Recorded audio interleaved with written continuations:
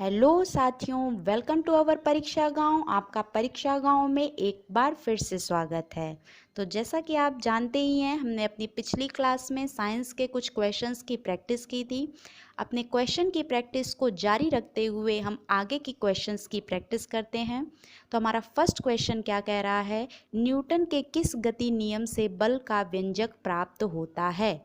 ए प्रथम, बी द्वितीय, सी तृतीय या डी इनमें से कोई भी नहीं। इससे रिलेटेड मैंने आपको सारे कॉन्सेप्ट्स क्लियर कर रखे हैं। अगर आपने हमारा वो लेक्चर नहीं देखा है तो उसे ज़रूर देख लीजिएगा। ओके, जिन्होंने भी इसका आंसर बी द्वितीय दिया है वो एकदम सही हैं। नेक्स्ट क्वेश्चन पर अब हम आते हैं। पृथ्वी का सतह से ऊपर जाने पर दाब ए घटता है, बी बढ़ता है, सी अपरिवर्तित रहता है या डी उपरोक्त सभी। ओके, जिन्होंने भी इसका आंसर ए घटता है दिया है वो बिल्कुल सही हैं। ठीक है ना। अब हम आते हैं अपने नेक्स्ट क्वेश्चन पर। प्रेशर कुकर में खाना जल्दी पकता है, क्यों?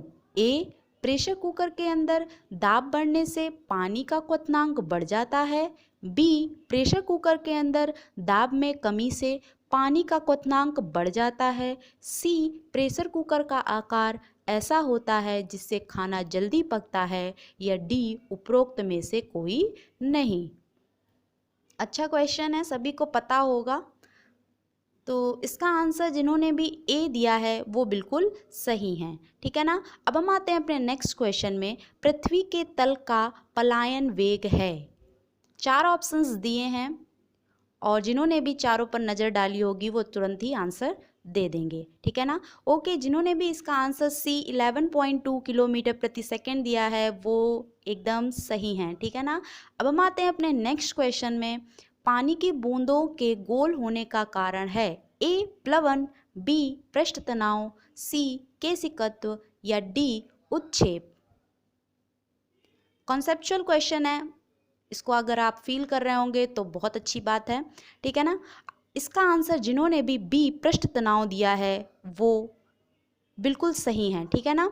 अब हम आते हैं अपने नेक्स्ट क्वेश्चन में। झूला झूलती हुई किसी लड़की के बगल में कोई दूसरी लड़की आकर बैठ जाए तो आवर्तकाल क्या होगा? ए बढ़ जाएगा, बी घट जाएगा, सी अपरिवर्तित रहेगा या डी ये सभी।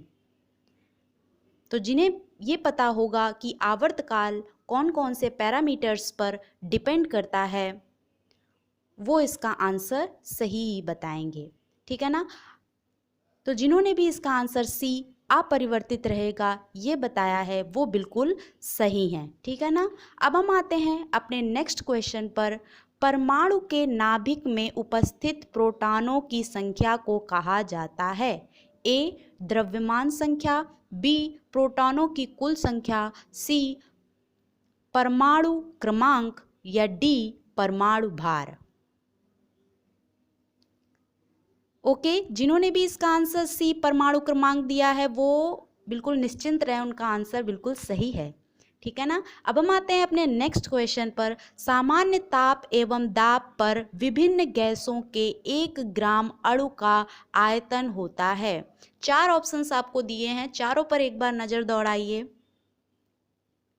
ओके, जिन्होंने भी इसका आंसर डी 22.4 लीटर दिया है वो बिल्कुल सही हैं। ठीक।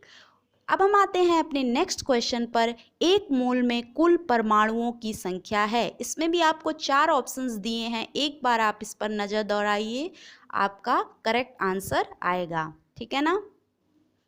तो इसका आंसर जिन्होंने भी सी 6.023 इंटू 10⁻23 दिया है वो बिल्कुल करेक्ट हैं। तो चलते हैं हम अपने नेक्स्ट क्वेश्चन पर। निम्न में सार्वत्रिक विलायक है? ए जल, बी अल्कोहल, सी ईंधन या डी नैफ्था। सभी को पता होगा इसका आंसर जिन्होंने भी ए दिया है वो बिल्कुल सही हैं। अब हम आते हैं अपने नेक्स्ट क्वेश्चन पर। अम्ल का जलीय विलयन नीले लिटमस पर क्या प्रतिक्रिया करता है?